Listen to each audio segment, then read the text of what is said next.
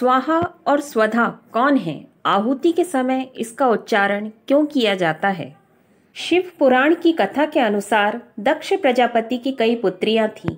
उनमें से एक पुत्री का विवाह उन्होंने अग्नि देवता के साथ किया था। उनका नाम था स्वाहा। अग्नि अपनी पत्नी स्वाहा के द्वारा ही भोजन ग्रहण करते हैं, इसलिए देवताओं को आहुति देने के लिए स्वाहा शब्द का उच्चारण किया जाता है। दक्ष ने अपनी अन्य पुत्री स्वधा का विवाह पितरों के साथ किया था, अतः पितर अपनी पत्नी स्वधा द्वारा ही भोजन ग्रहण करते हैं, इसलिए पितरों को आहुति देने के लिए स्वाहा के स्थान पर स्वधा शब्द का उच्चारण किया जाता है। श्रीमद् भागवत के अनुसार ब्राह्मणों और क्षत्रियों के यज्ञों की हवि देवताओं तक नहीं पहुंचती थी, अतः वे सब ब्रह्मा जी के पास गए। ब्रह्मा उनके साथ श्री कृष्ण की शरण में पहुंचे। कृष्ण ने उन्हें प्रकृति की पूजा करने के लिए कहा। प्रकृति की कला ने प्रकट होकर उनसे वर मांगने को कहा। उन्होंने वर स्वरूप सदैव हवि प्राप्त करते रहने की इच्छा प्रकट की। उसने देवताओं को हवि मिलने के लिए आश्वस्त किया। वह स्वयं कृष्ण की आराधिका थी। प्रकृति की उस कला से कृष्ण ने कहा कि वह अग्नि की पत्नी स्वाहा होगी। उसी के माध्यम से देवता तृप्त हो जाएंगे। अग्नि ने वहां उपस्थित होकर उसका पानी ग्रहण किया। स्वाहा के गर्भ से पावक, पवमान तथा शुचि नाम के पुत्र उत्पन्न हुए। इन तीनों से 45 प्रकार के अग्नि प्रकट हुए। वे ही पिता तथा पितामह सहित 49 अग्नि कहलाते हैं।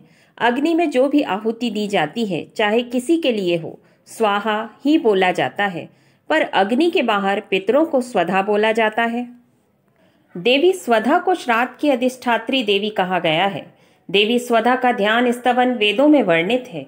शरद काल में अश्विन मास के कृष्ण पक्ष की त्रयोदशी तिथि को मध्य नक्षत्र में अथवा श्राद्ध के दिन यत्न पूर्वक भगवती स्वधा की पूजा करके तत्पश्चात श्राद्ध करना चाहिए।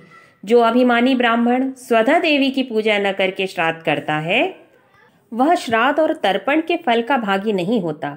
यह सर्वथा सत्य है। भगवती स्वधा ब्रह्मा जी की मानसी कन्या है। ये सदा तरुणावस्था से संपन्न रहती हैं। पितरों और देवताओं के लिए सदा पूजनीय हैं। यही श्राद्धों का फल देने वाली हैं। मैं इनकी उपासना करता हूँ।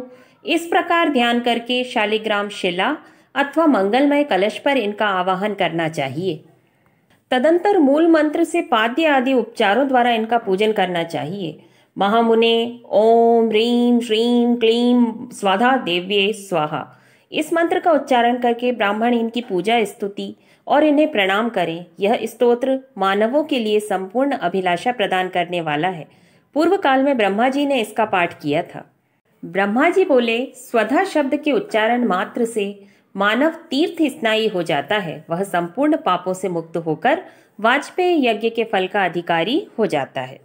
स्वधा स्वधा स्वधा, इस प्रकार यदि 3 बार स्मरण किया जाए तो श्राद्ध काल और तर्पण के पुरुष को प्राप्त हो जाते हैं। हरे कृष्णा।